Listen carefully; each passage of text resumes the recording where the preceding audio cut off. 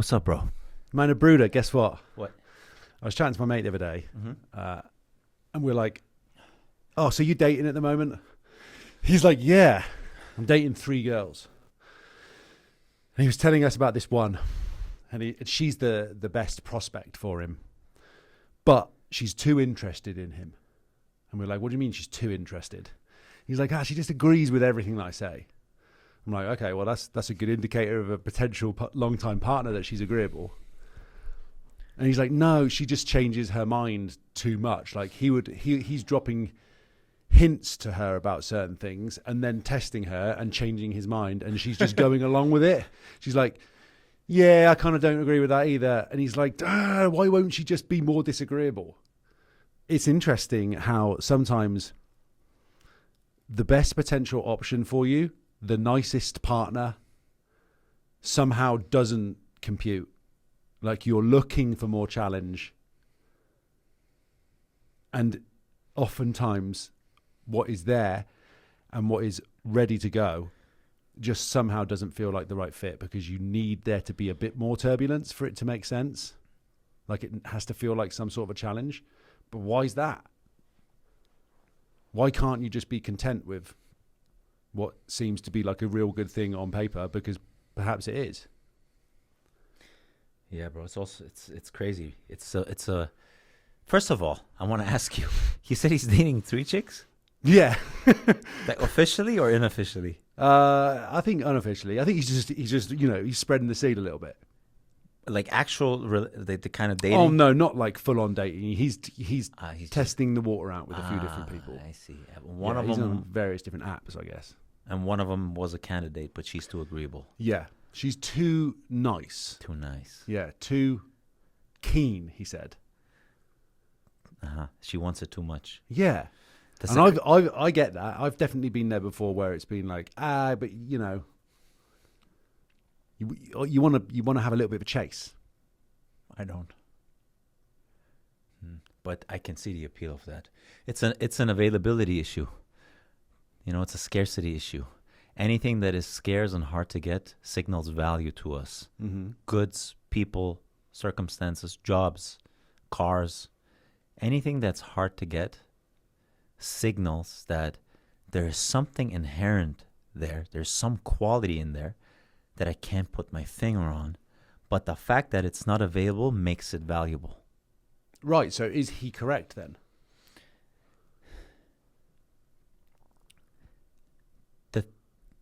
To respond to that, the issue with that is there is always going to be something less available than that.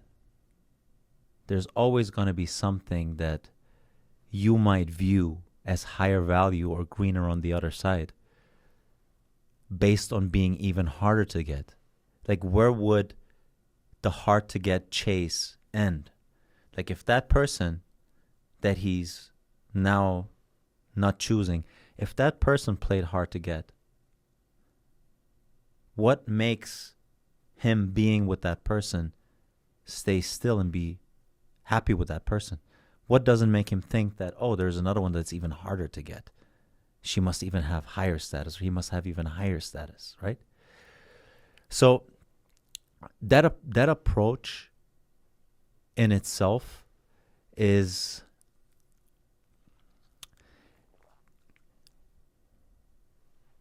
there's something that we're reading into that situation,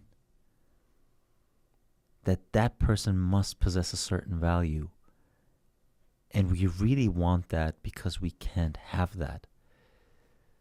It's a really, really weird thing to do. Now, what's very interesting is that same person, let's say that is hard to get, is easy to get for someone else. And that other person is hard to get for that one person. Mm. You're going to end up in this chasing those dynamics. Like that same person that's easy to get for him, she might be very hard to get for another guy. That guy who is not very happy with the girl because she really wants him, he's probably after someone else that is not interested in him. It's a very odd thing that you think that the thing you can't have is the shiny object. Yeah. That's an inherent thing, though, isn't it? Why is that, though? You've highlighted one particular thing that's to do with our perceived value of something increases the less readily available it is. So my desire for a Spanish latte when I was in England was at an all-time high because they are not available. So I'm just savoring the idea of it. Well, the fact that you know that you're chasing an illusion there is a lot of times when you change your behavior or you're in a different relationship, all of a sudden that person comes towards you. How do you explain that? How is that thing that you perceive to be so valuable? You mean like when you are in a relationship, all of a sudden girls just come straight after you? Yeah, or guys, same thing, right? It's like, exactly. So all of a sudden that thing that was so hard to get. Because you're not signaling out that. That's it, man. So you're not coming from a place of need. Need, right? Need is the word. So every time there is someone that you really want, you're signaling to that person that you do not have. So it's that's a shame though, bro, because I have honestly been in this situation with there was a man, this is crazy. That's why it's not appealing to me. That's why I'm saying this entire thing is not appealing to me. I realize it now that I'm thinking about it. Where in terms of things I've experienced myself with particular people, like I was really into this one girl, and so I gave her a bunch of things. I gave her, and on top of too much attention, I gave her things like actual, like, I'm thinking of you, like, here's a book, like here's, and I delivered it to her. Dude, that's ridiculous. And I overflowed her with the affection before I'd earned the right to do that, and she retracted. And I lost that, and I was like, damn, dude, like, I was into that. I was into the idea of that. Obviously, it wasn't meant for me. Yeah. But I noticed a behavior pattern there that I have that I needed to get under control, I suppose. And I'm still happily single, so it's all good, bro. It's all good. Yeah, it's weird, man, because you do want a person that shows you affection, that is there for you, that admires you, but then you don't want that right in the beginning. Yeah. When someone does that in the beginning, it's like creepy. It's like desperate, almost. right? Yeah, it's like desperate. And we interpret it that way. I think we only interpret it that way if we haven't awoken yet. The more asleep we are and the more we operate in the realm of ego, the more we will think like that. The more we are actually in tune with the transcendental, with the higher self, the more we will value something like that. Now, there's degrees to that, you know? Like, you can definitely be creepy, man. Not you specifically, but people, you know? Just over chasing and doing. You get the signal that that person's not interested. You don't push. You don't go after, you know? You don't push it. That's it. It doesn't submit that you're high value either if you are chasing. And you aren't. Time. You aren't. When you chase, you aren't. Well, it doesn't mean that you shouldn't go, and if you genuinely like someone, to approach them. But when they don't reciprocate and you keep pushing, you're not in tune with who you actually are, man. You are a godly creature. No one is more important than you. No one is. The moment you realize that, the moment you're realizing that I'm coming from love, if it's not reciprocated, and at this point, it shouldn't be your ego telling you, screw that person, I'll go with someone else. No, it's like you said. I acted like in accordance with my values, truthful. I didn't play any game. I didn't play hard to get to begin with. She texted me, I responded. Or I try to bring her to get a dinner with her. You know how people strategize? They make this game theoretical. I have friends, bro, that they're like, "Oh, you shouldn't be texting. Yeah, you should wait. You should wait for a couple hours. They try to make something. They try to make the most important thing in nature, which is love. They try to game theorize that. You're setting yourself up for failure. You think that by playing this game, you're getting the right person. You're getting the person that adhere to that game. So what makes you think that actually you selected against what you needed and opted for who you thought was right and responded to that game theoretical manner? Well, guess what? The person that responds to that, how is that person going through life themselves? Dude, this is easy for you to say because you're a fucking hunk. But like for most people, they probably have some level of insecurity about how they look or how they represent themselves or how they like. What's your advice to that person? What's your advice to a person that doesn't have model stats? Not to like point a finger at you, but also to point a finger at you. Like not everyone's in commercials, right? It's definitely easier for somebody who was born with a look to feel a bit more confident about themselves and their ability to talk to a potential suitor. I have an answer for you. Okay, let's go. It's simple. Build your self-confidence. How do you do that? Genuine confidence is not about look, it's not about money, and it's not about status. Genuine confidence means that you have a level of self-trust. You can rely on yourself. Now, what does that mean? Relying on yourself means that you are doing the things that you say you're doing, and you're not doing the things that you say you're not doing. In other words, you're doing the things you know you should be doing, and you're not doing the things that you shouldn't be doing. Now, doing the things you should be doing is directly tied towards your intuition, your inner tuition, your inner guidance. You want to do that in life. You want to maybe become healthy. You want to pursue this career.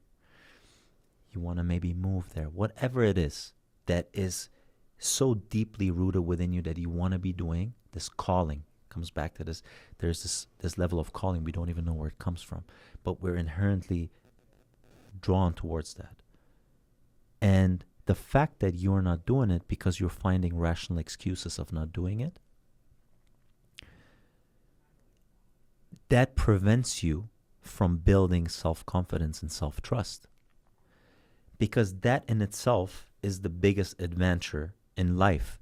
Doing the things that you know you should be doing, but you're avoiding a fear. Because it requires you to face that fear and overcome it. Every time you face a fear and you overcome it, and you're moving closer to something that calls you deep within, you're building confidence, because now you are more than what you were before. You thought you can't. You prove to yourself you can. That's real confidence. On the other hand, doing the things that you know you shouldn't be doing, you're way more likely to participate in those actions the less you are participating in your deeper adventure. Because inherently we're divine creatures and we want creation and we want adventure. We want to explore. So we're way more likely to seek short-term gratification the less we involve into, the less we listen to our intuition, to our deeper calling. But when you actually start doing the things that you're avoiding, that you should be doing, you lose interest in those hedonistic behaviors. The meaning you derive from that short-term gratification is way less than what you're getting from aligning with your deeper calling. And so my response to that is, sure, it helps when you're good looking. It helps when, let's say you have money. It helps when you have a nice car. It helps when you have status and you're connected. All of that helps. I'm not saying it doesn't help. And it may feel good when you get a compliment based on that stuff.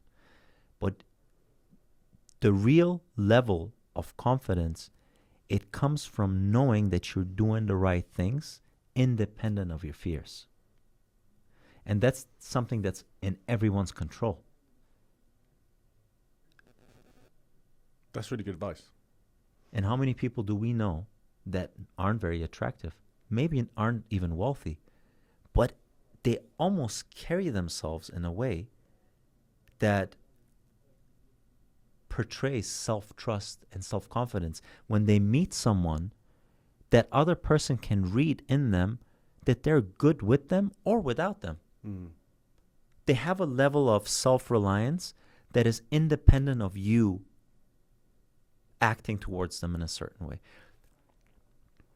You know how girls like confident men, like guys that seem to be just, they know where they're going and they're almost unshakable? I think, yes, they're drawn towards their confidence, but they're actually drawn, I think, towards the divine, because that guy is portraying that he is good with or without, meaning he walks with a certain level of faith. And that faith, the word faith comes from fides, Latin word fides, which means to trust. So he has a certain level of self-trust, independent of the three-dimensional realm. So he's practically and literally embodying the spirit, the divine. And because we're all divine, we're detecting that at a subconscious level. Yeah, and honestly, yes. I'm inspired by what you just said, probably because of the word spirit, and you had me thinking about Latin, and I was thinking about inspiration.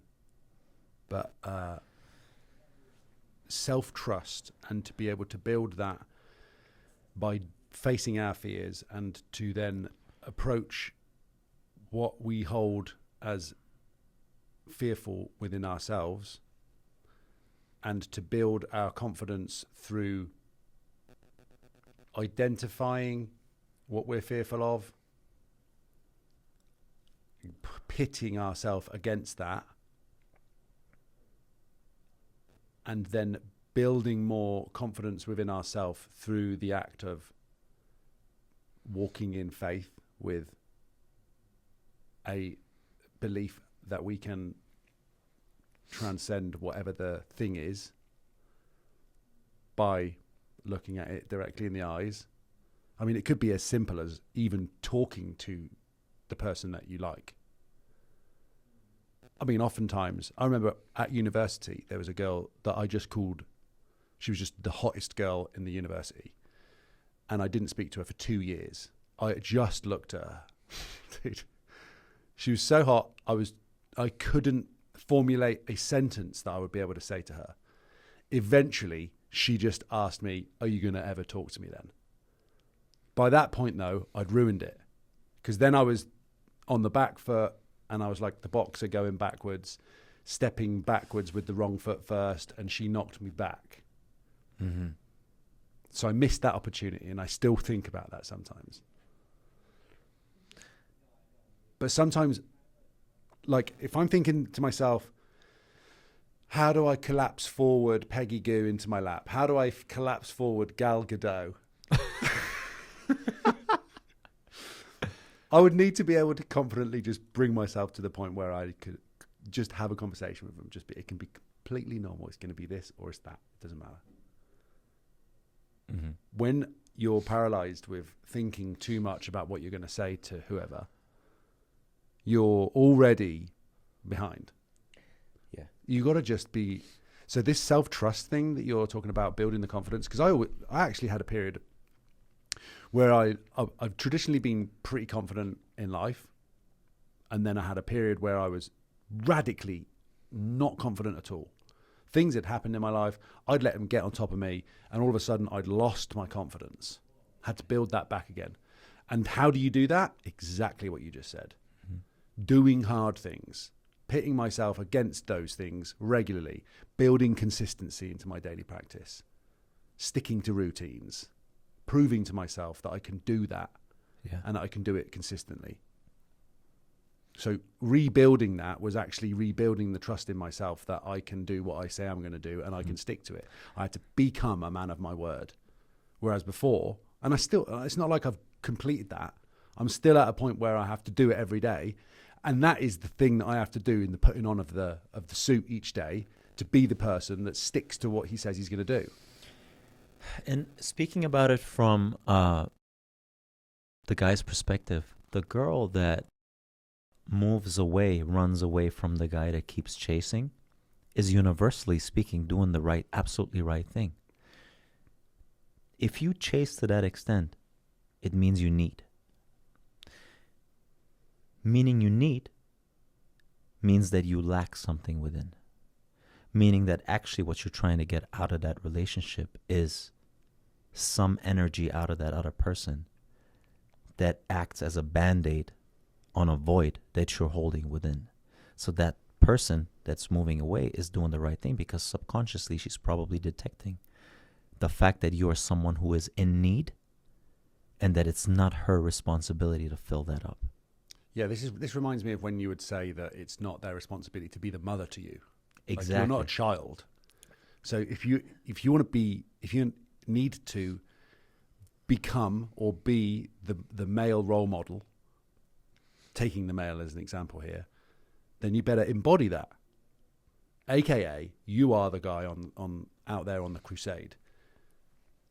To go and do your thing, not to chase after the girl.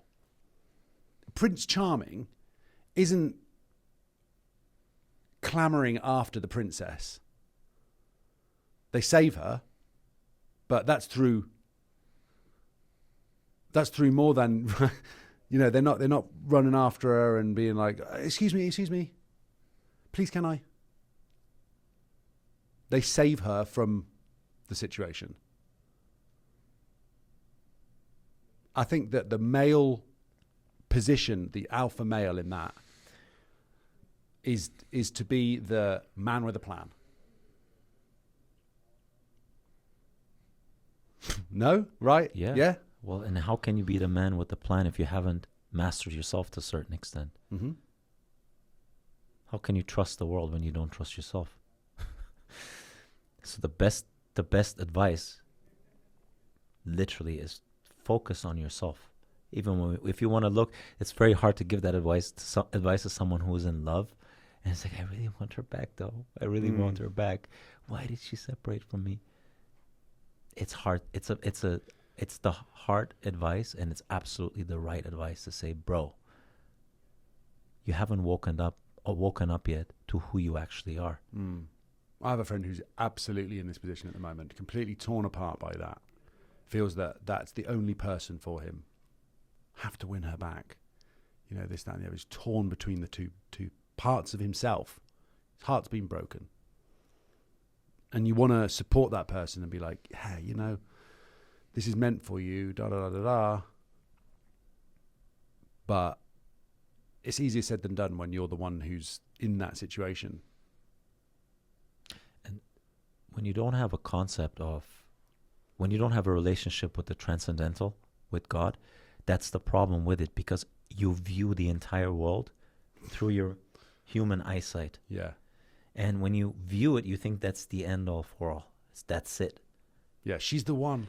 She's the one. I need that to fill that void within me. What you're also doing subconsciously is you're idolizing the idea of that person, of what that represents to you. You're creating an ideal, almost a savior of something that she can't even fill those shoes.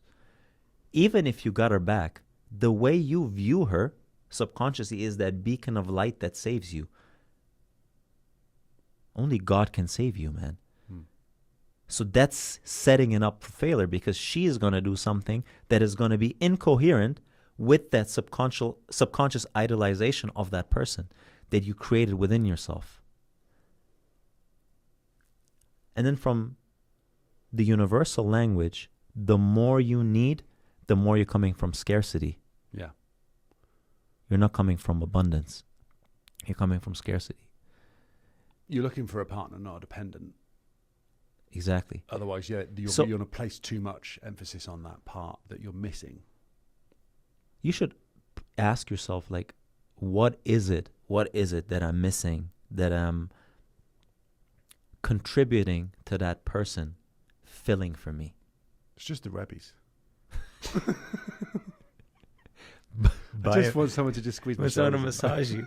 Buy the massage chair, man. That's going to help. Um, it's so, yeah, it's so crazy. And when you start investing in yourself and building that confidence up, even on a probability level, that's probably your best chance to get that person back. Even though my entire view on that would be, you should be leveling up, not with the price in mind, not with that expectation of her coming back in mind. If that happens, that's a byproduct of something way more important that you're doing, which is giving to yourself that which you thought you need externally. This is the love yourself first thing, isn't it? Which is is annoyingly true. Yeah, but people say like you need to love yourself. Well, what does that mean, dude? Like, it sounds so great. If you don't break it down, what that actually means, it means nothing. You're just reading a nice line on Instagram and you're scrolling to the next reel. Yeah. Like, loving yourself is the hardest thing you can do. That means you have to live up to your heroic potential. That means you have to face your biggest demons. That means you have to be doing those things that you always wanted to do, but you talked yourself out to. It's not enough to just read a phrase to love yourself. Great. You can go through a book like that and then go back to chasing that person through text message. Yeah. And I've been there. Everyone's been there, been man. it, and I've gone, yeah, I know that I need to do that thing. And then it's like, rather than do it, you just send that reel to someone. Exactly. You're man. like, yeah, and then it's like, both of you, woe is me. Hey, dude, do it then. Bro, and it's like, I understand, and I can appreciate that people try to help when they send you that. They trying to do the right thing. The right thing is actually becoming that. Not reading it. It's sounding great, giving you a little bit of pleasure until reality hits again and you're stuck. Becoming that should be the life path, man. It's like, I'm reading that, but now let me sit with this, man. Let me think, what does that mean for my life? To love myself, what does that mean, man? Can I create a concept, a map of meaning for myself where I can become that? If you don't become that, none of this is going to matter. You're living in vanity. You're living in feel-good town. It's not really feeling good. It's just another Band-Aid. Yeah. And when you start doing that, like, I can give you a very simple example in my life. Doing the things you should be doing that you're avoiding. I always wanted to do this. I always wanted to do a podcast. And at the same, so I had this deeper calling, this purpose, like, I really want to do this. I think this is good for me and it's good for other people. I'm doing this genuinely because I'm trying to make sense of this craziness that we're going through in this world, in this reality. What does any of that even mean, man? And by doing so, everyone is asking themselves that question to some extent. Some people might extract something out of that. And at the same time, I'm afraid of doing it. Why was I afraid of this in my specific case? I was afraid of just putting my head out there, sticking my head out. Oh, now people are going to look at me. They're going to look beyond how I look physically. They're going to now judge my ability to think or me as a person. That was a very scary thing for me to do. Way easier to hide, man. You know who I am, but I don't have to put this online. It's going to be there forever. This recording is going to be there for forever. People can make fun of you. Your friends might think of you a certain way. People might judge you for that, right? It's like, oh, he just wants to do this because of this, this, and that. So those are all fears, valid fears that we all hold to some extent for something in our lives. So when you actually do it, despite those fears, you're doing it, and guess what happens? You become more comfortable with it. You overcome it. You realize that fear was just imagination going astray. It's just imagination in the negative. It's another, fear is just another faith. It's the same thing. False evidence appearing real. Right? Exactly. There's no way of thinking of it. And now you did it, right? Okay, so now you did it. We're now a couple episodes in, and you do it, and now you're absolutely not scared of it anymore. So how do you view yourself now? You actually became more than who you thought you were. You did more than you thought you were capable of. But you did that by taking that leap of faith and just doing it. So the confidence you have now built is above and beyond the car and the looks and the status. And guess what happens to the other gender being attracted to you? You know, that's really what confidence is. It's just pushing through that. Like, sit with yourself and be honest about yourself of why it is you're talking yourself out of the things you know you should be doing. Mm-hmm. In your career, in your private life, in your health, in your relationship with your friends and your family. And then going with your inner tuition, your intuition. Doing it and see what happens, man. I can't speak for everybody, but for me, that is one of the most attractive qualities in somebody else, is their doingness of themselves.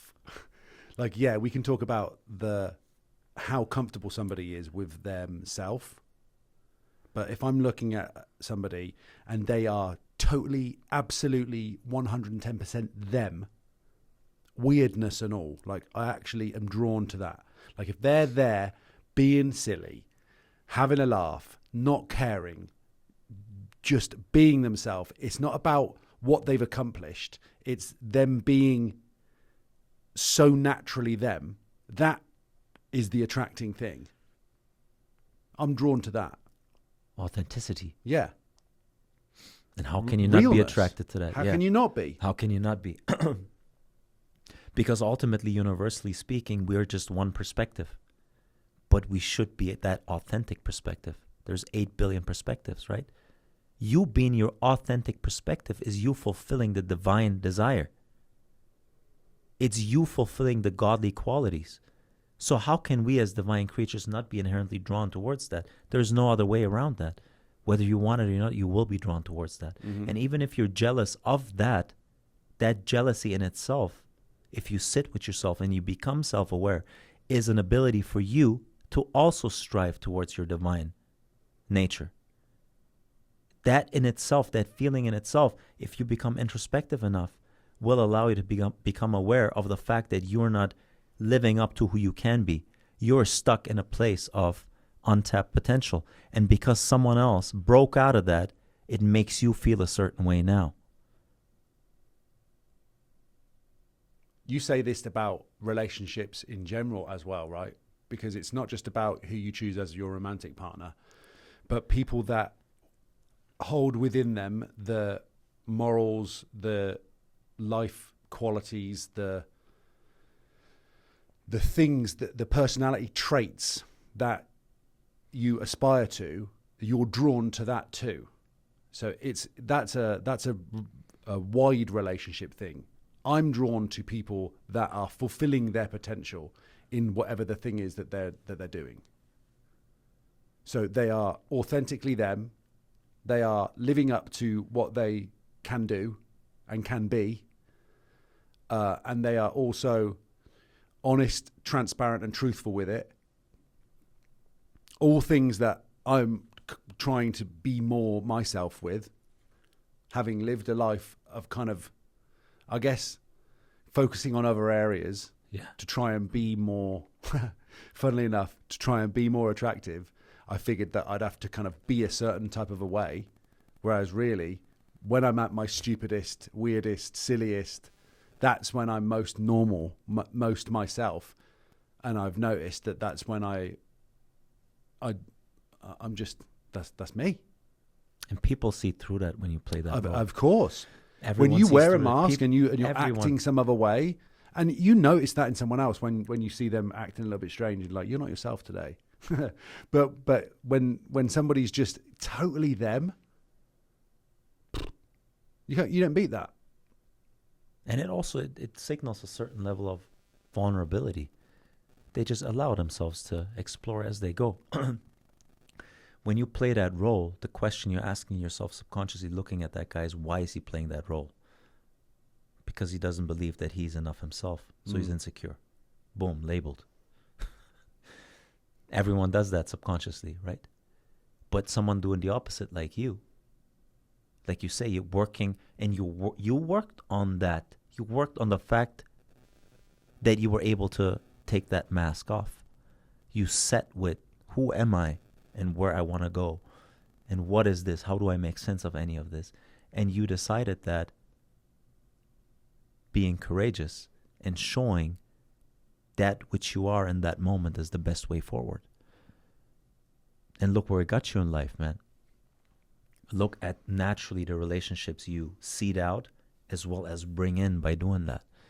Because don't forget, by playing that role, and again, playing that role to get that girl or that guy, you're getting that based on that game you're playing. So you're building your entire reality based on that game theory. And then you have that game theory taking on a life of its own. And then you still have your true self there waiting to be fulfilled. So whatever you're doing, man, just be aware of that. You can't just pick and choose that game theoretical plan, bring that girl in, and then all of a sudden you can be your authentic self. You're fooling yourself. Yeah, because it's not something you can't strategize love. It's beyond that. All you can do is be the best version of yourself you can be. Yeah. Be as natty as possible, and be open to it coming in. One of my best friends said to me, because I was like, "Oh, I'm ready to settle down." Da da da da. And he said, "Yeah, but are you open to it?" And I was like, "Yeah." But I don't think I was at the time. I still was figuring things out. I still wasn't quite there. I was edging closer to it. And I obviously am still not quite there even now, speaking to you directly at this given moment in time. In my head, I'm there, but perhaps in my heart, I still need to open that out a little bit more. And I'm in no rush. I know that it's good, and God's got the plan for me, and that's going to be, it'll be when it is. Mm-hmm. I'm flowing with that. But then there's this kind of like, just be open to it. Because if I'm blocked off in any type of a way, that's because I've still got something to learn. Yeah. And I would say the strategy you're doing is pouring into your spiritual development, into your career, into your relationship with your family and your friends is the best strategy forward, because you are raising your frequency as a human in general. So it's not just a game of dating. What you're doing is you're creating and working towards a version of yourself that is striving towards certain ideals. So of course that will play itself out favorably in the search of a partner. Or naturally you will attract people in your life that align with that progression of yourself. And also, don't forget, you can only see who you are at that moment. So that person, maybe now in hindsight that you're thinking, she wasn't the right one for you. In that moment, you thought she was, because you only saw who you are in that moment. Whereas while you work towards that and you keep that openness up, you're able to now see someone that matches that frequency. And the other thing is, when that happens, like keeping that openness is a great point you made. I heard someone on Instagram posting a clip the other day, and it was a girl talking to another girl. And she was saying, all I really need is him showing me a little bit of effort, and I'm going to show him the world. That was the statement. And the other girl was like, yeah, exactly. So I was thinking about that, man. Like, so what you're actually saying is that if that person is not showing me something first, I will not put my best foot forward. That's essentially what you're saying. So you're putting your best foot forward dependent on seeing something first externally. What that means to me is you're afraid. Rightfully so, probably because of your past relationships, you got hurt. So now you're like blocking that off. Like, I want to be nurturing and I want to be caring, but I'm not going to show it until that person shows it to me first. So what you're actually doing is you're operating out of fear. I would make the case that even though we were hurt in the past or you were hurt in the past, going in there and putting your best foot forward as the very first strategy, not in naivety, but in courage, knowing what could happen and what has happened, yet doing that because knowing it's the right thing to do. Mm-hmm. You feel like doing it. It's a calling within you to do it, to put your best foot forward. You know from a divine, from a religious perspective, it's the right thing to do. You're gonna get the right person ultimately by doing that and acting from that courage. I will make the case that will always win over that game theory, which that former thing is nothing but a game theoretical strategy in itself. Oh, if you just show me that much, I'll show you that much. You're giving that advice to other people on camera. What you're actually saying is make your behavior dependent on getting or seeing something first. You're making that person weak. You're making yourself weak. How about you do it knowing that the worst thing could happen, but you're still doing it because it's the right thing to do. And you can't expect to act that way and get the best possible outcome out of it. Yeah. And you can't expect that if that person does that first, and then you show that that dynamic will not continue to play itself out. Who says you are strong enough to just shut that off and all of a sudden go into your carrying mode? And that applies to both men and women, by the way. I'm just taking that example because we saw it. So having that open mindset of when that happens, I'll be the best possible version of myself. I'm not going to play game theory to begin with. And I am convinced that that's the right move forward. Yeah. And it's moving in belief and faith that being that version of yourself ultimately always plays out in the long run to get you the best possible outcome. Not to rely on or not to base any previous relationship experiences, not to base your behavior, on any previous relationship experiences, win, lose or fail. Like the point of anything that's happened prior to this is so that you can have better knowledge of how to even maneuver yourself in any given situation that happens to you now.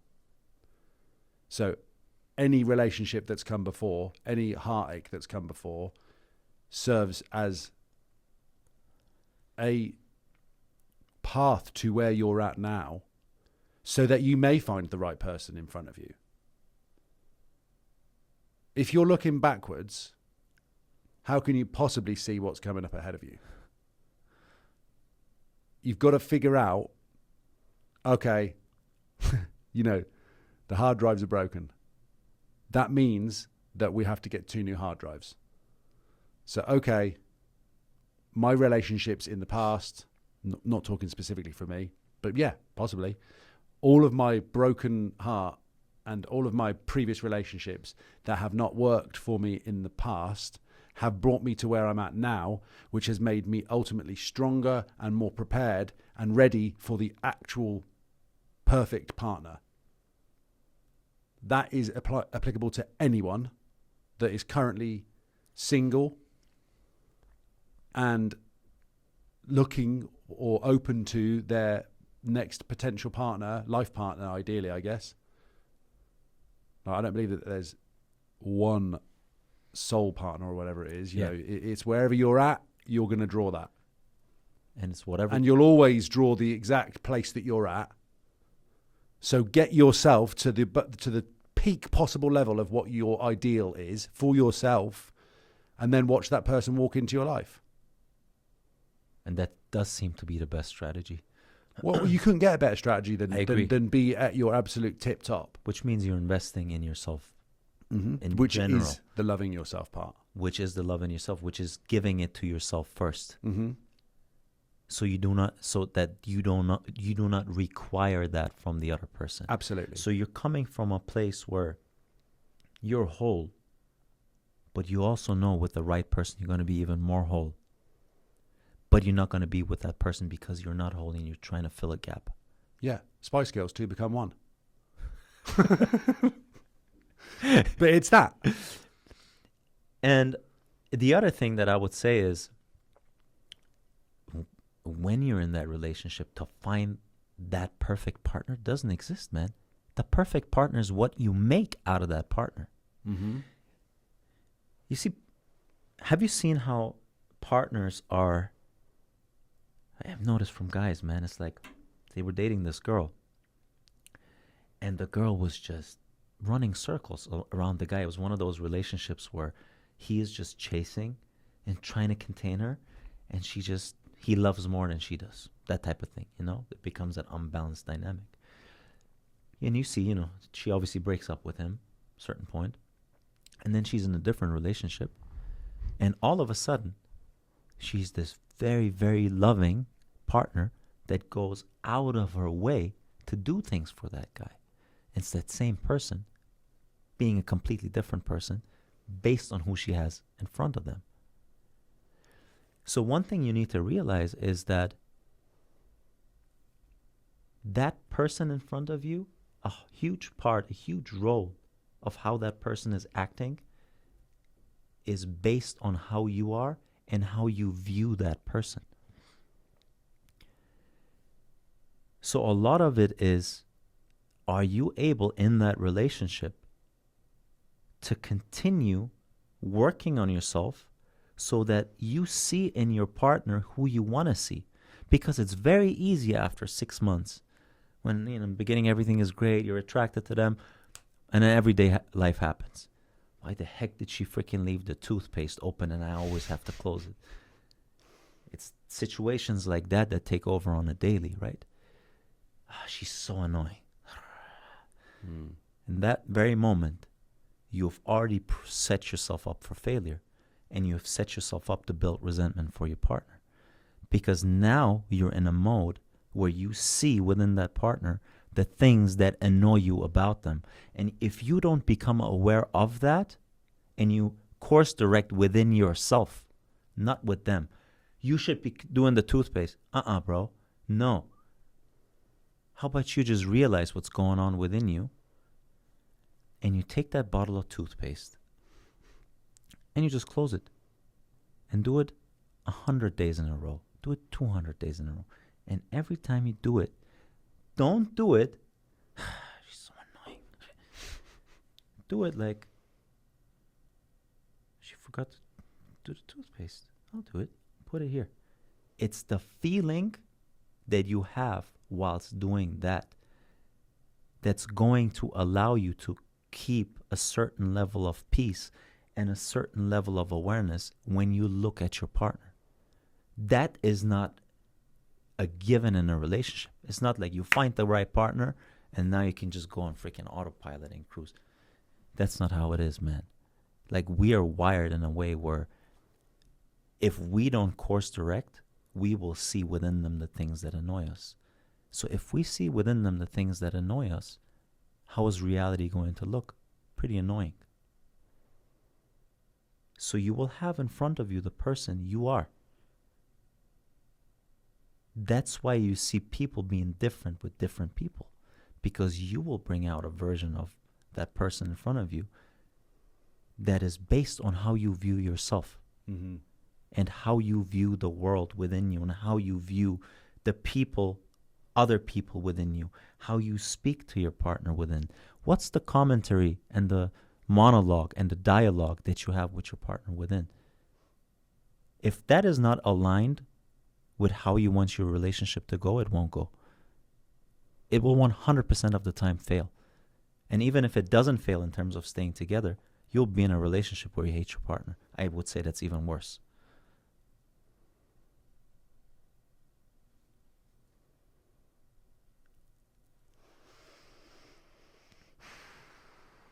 I've blamed my partners in the past for their behavior to me, and it was all me making them that way, making my experience of them that way,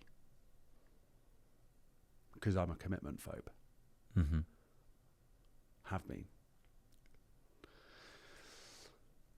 It's funny what, sometimes when you're talking to people and they're like, she's psycho. And I see myself in that person. I'm like, no, dude, you are the psycho. You're driving her up the wall. She's an angel. It requires, if you see psycho, it requires your ability to see psycho. Mm-hmm. If you have the ability to see psycho, there's a part of you that is psycho. Mm-hmm. You see what you are, man. And not having the awareness of framing someone based on that one label, that person being a multifaceted individual, and categorizing someone into that bucket, it speaks to your degree of sleepiness. Yeah. And your absolute, delusional almost. You haven't woken up. You're asleep in this reality. Yeah. But that's why you see it that way. Especially with partners who are like ultra protective or whatever. You know, when it's like, oh, you know, she read my phone, or, you know, she's this, that, or the other. Not even she. Like, what, you can generalize it more than that. Like, but if you've made a partner feel that they need to check in on your device, to, like, you've made them feel that insecure. You've driven them to that.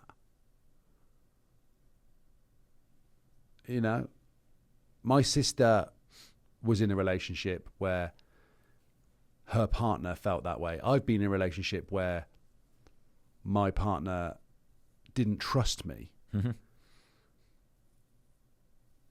And I was flirting with other people. Now, I didn't do anything. I drew the line there.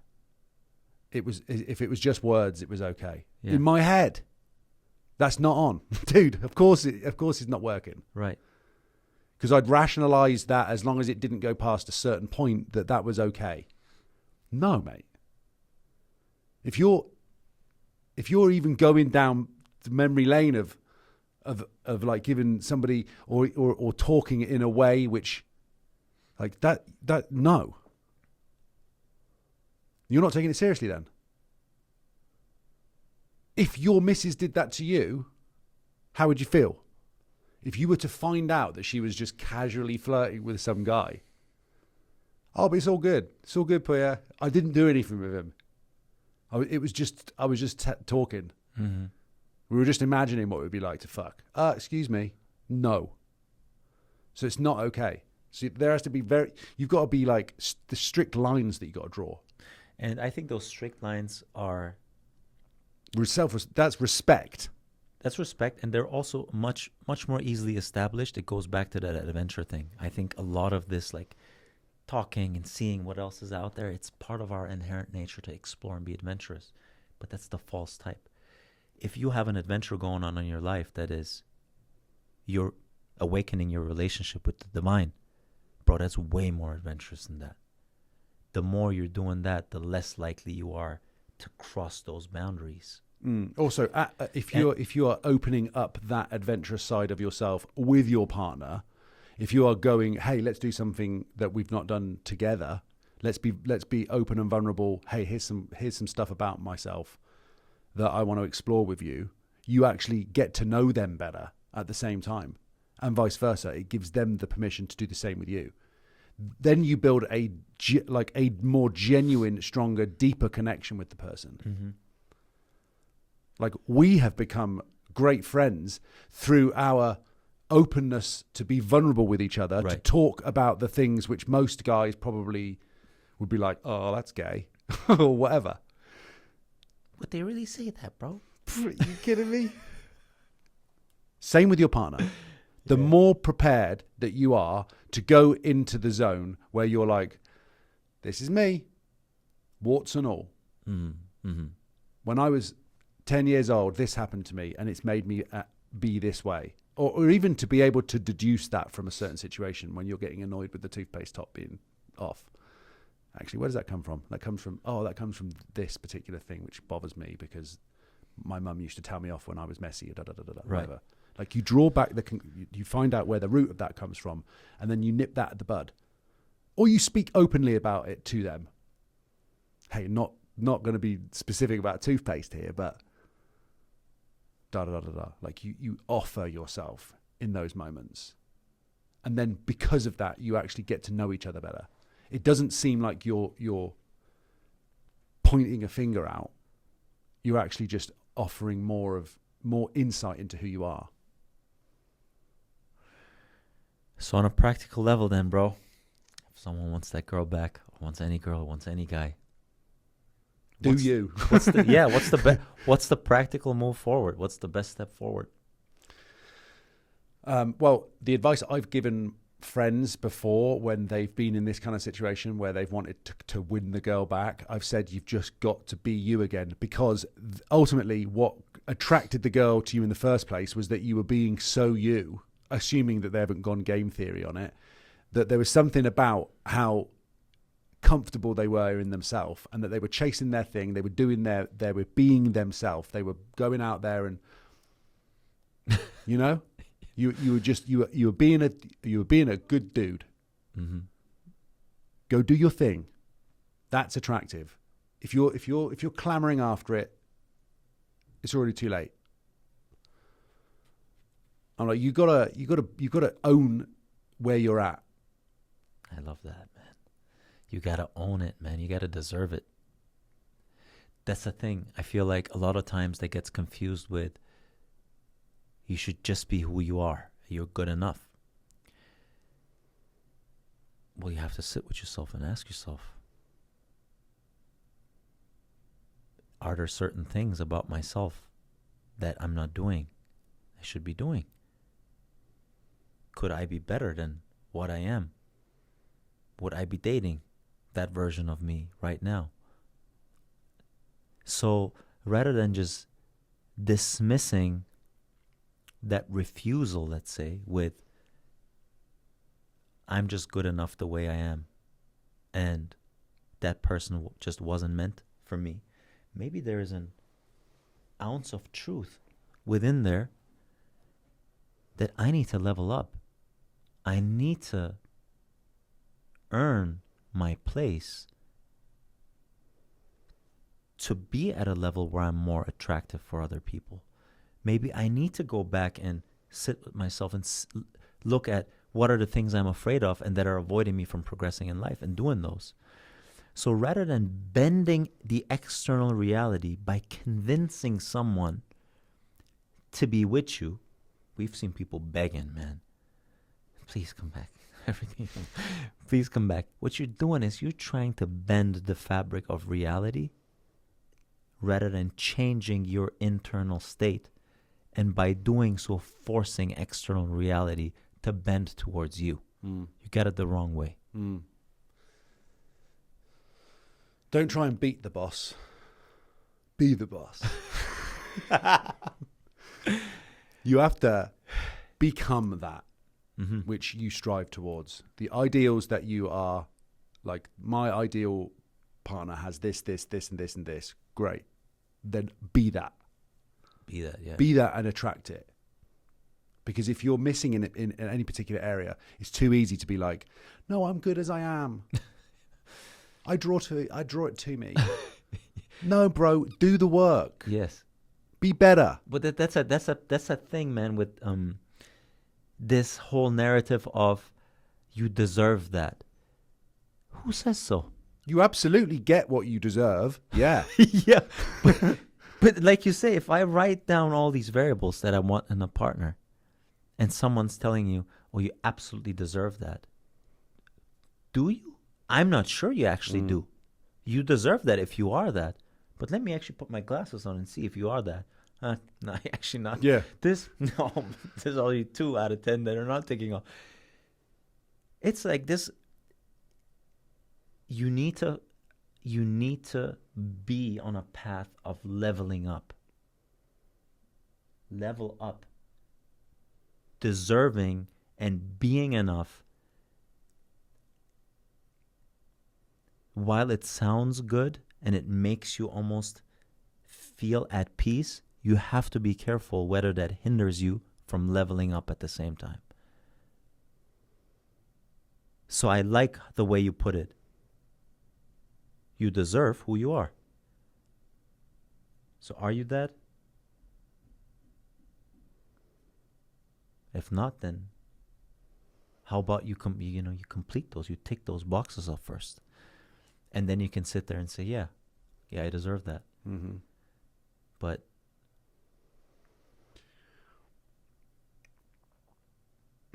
that takes some self-analyzing. But go through that list. Make that list by all means. But then check that against yourself. yes, yeah, you have that responsibility. It's not just you just deserve it for the sheer fact that you exist. The universe is going to gift you nothing. You deserve what you get. You get what you deserve. And you get what you are. And you Yeah. are that which you feel. People, that's the My brother spitting glory bar today. yeah. So really, is what do you feel about yourself, man? That what you feel about yourself, you are. That which you are, you have, universally speaking, because you're holding that within. And that which you have within, you will have outwardly in your life. So ask yourself if you feel all of those things that you want. Do you feel generosity? Do you feel empathy? Do you feel care? Do you feel support? Mm-hmm. Do you feel all of that? If you don't feel that, how are you going to attract that, man? Yeah. And that's it. It sounds like it sounds weird because people think they need that partner to have that. You need to have that to have that partner. You need to realize that what you have around you in your life, it's a plane of consequence, and it molds itself perfectly to who you are within. It's going to reflect itself externally perfectly to who you are within.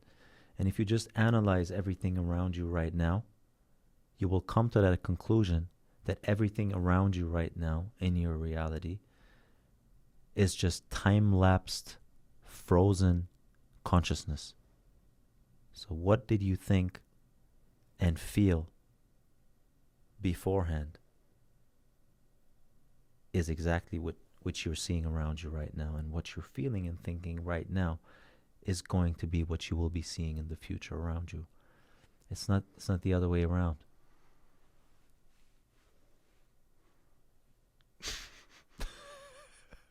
Thinking and feeling Peggy Goo. Yeah, bro. Great advice. Great advice. Thank you, man. No, thank you. Cheers, brother. Prost. Prost.